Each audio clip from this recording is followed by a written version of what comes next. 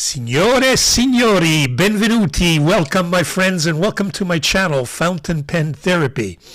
Today, we'll be reviewing a pen that I purchased from Galen Leather, a small business, a fascinating small business. I think they have wonderful products from Istanbul, Turkey. And the pen is a primary manipulation Jonathan Brooks collaboration fountain pen by the name of, and this is going to be difficult for me, and I hope I don't totally mess it up.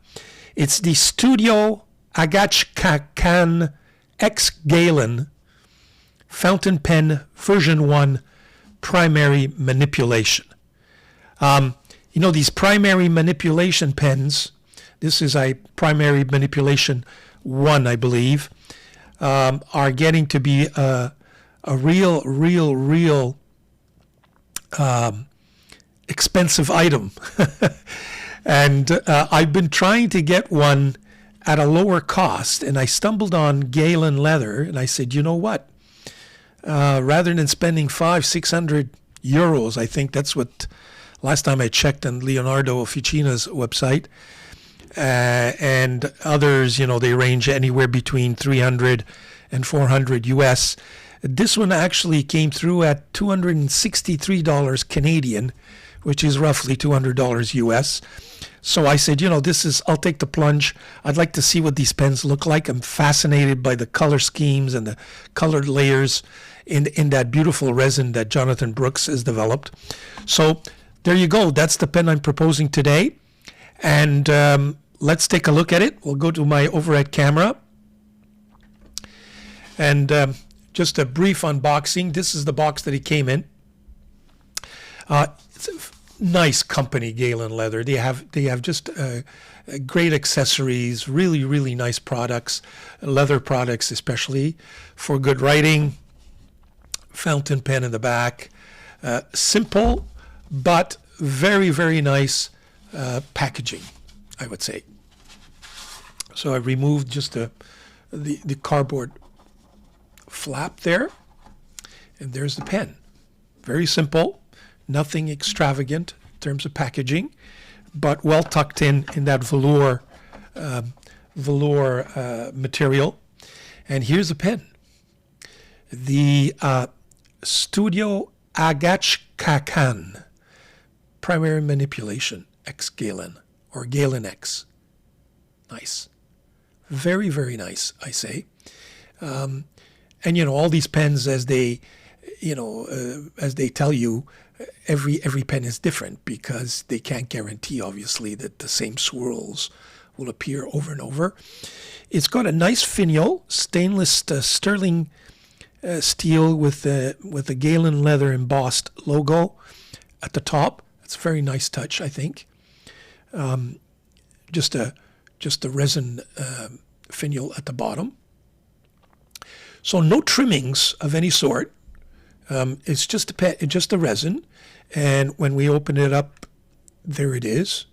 So it's a full resin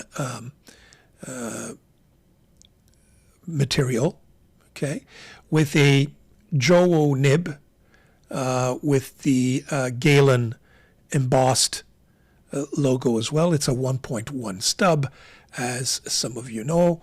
The stubs are my favorite. In terms of the size, I think it's a very nice size, a very nice size. This pen caps quite comfortably, because it's a light resin. It's actually very nice. It's actually very nice. So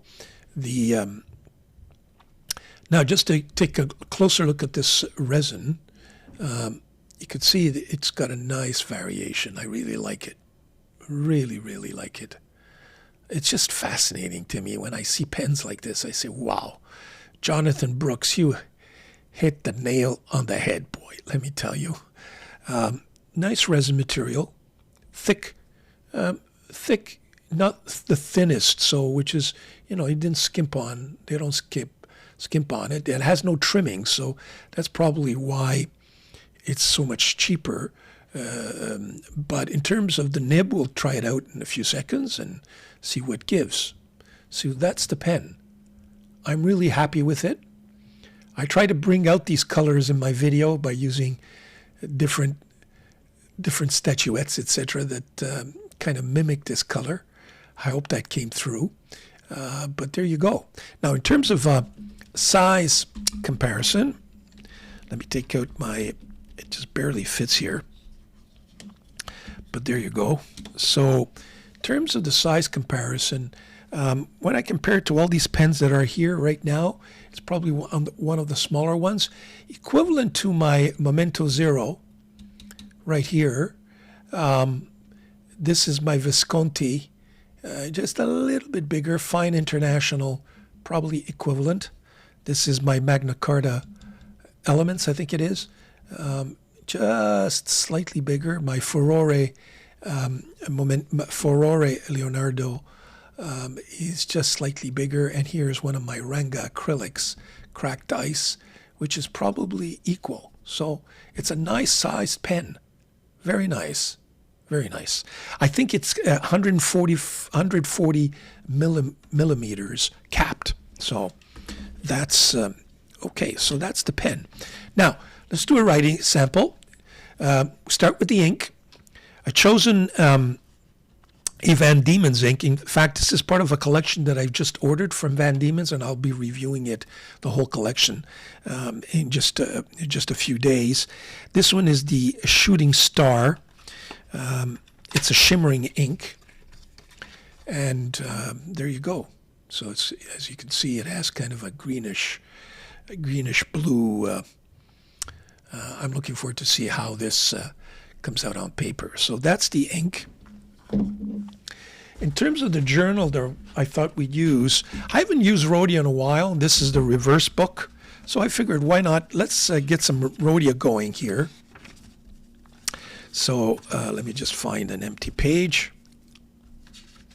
Yeah, so we'll be using my Rhodia paper, and we'll take a look at how this nib does. I've not tried it yet, so this is the first time I try this nib. So you'll get the first look at it. Okay, so I really want to get this right. So in terms of the pen, first of all, whoa, here we go. It's Galen Leather.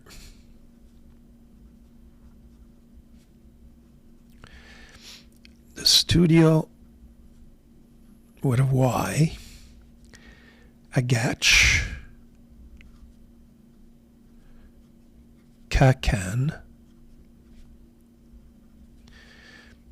X Galen, fountain pen,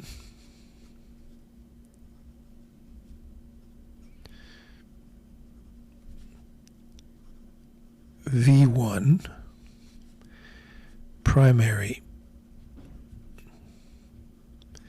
manipulation,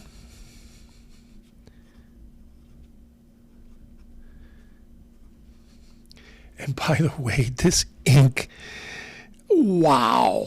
I got to show you this. This is the first time I've seen this ink. I don't know if the camera can pick this up, but it's got a, do you see that?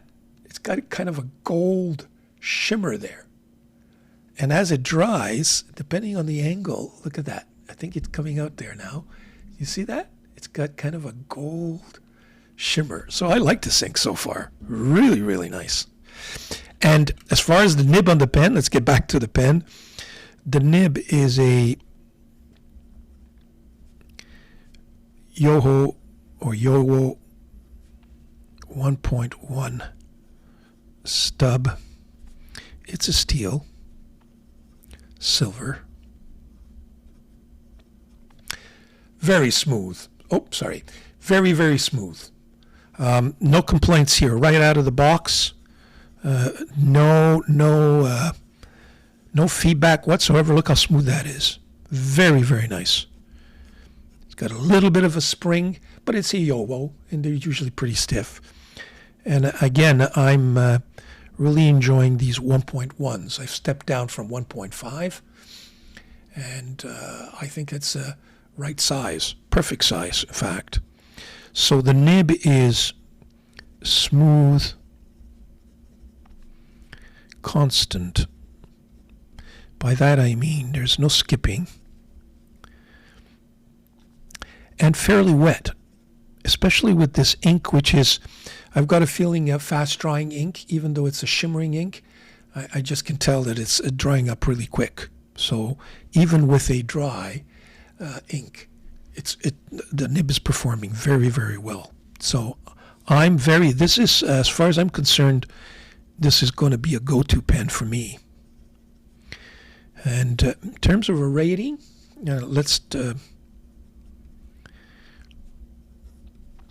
so the pen itself, in terms of design and build, look, I mean, the design and build, it's it's a fairly simple design. Okay, it's got very little trimmings, so it's not an extravagant design, but the quality is there. So I would have to say, in terms of, I never do this, but for this particular pen I will. In terms of design, I would give it a 9.4 because it's really nothing. There's nothing special about it. But in terms of the build quality, it's right up there, and I would give it a 9.7. Very nice.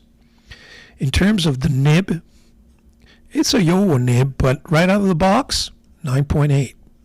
Smooth, constant, no complaints about this nib, let me tell you. And in terms of value, here's where I got to give this pen for a primary manipulation, and for those who are not looking to spend $500, $600, $700 US on a primary manipulation pen. At $200 US, approximately, this is great value. So this is excellent, I would say. So A+ when it comes to, I give it a 10 on 10 in terms of value. So I got my primary manipulation pen at a very nice price. The version that I got in terms of the layering and all that, I think is very nice. Here we go. I'm very happy with it. I hope my video reflects that. I enjoyed doing the video. That's it for the writing sample. Stay tuned for another pen review sometime soon. I hope you enjoyed this one, and take care of yourselves. Enjoy the spring. Thank you.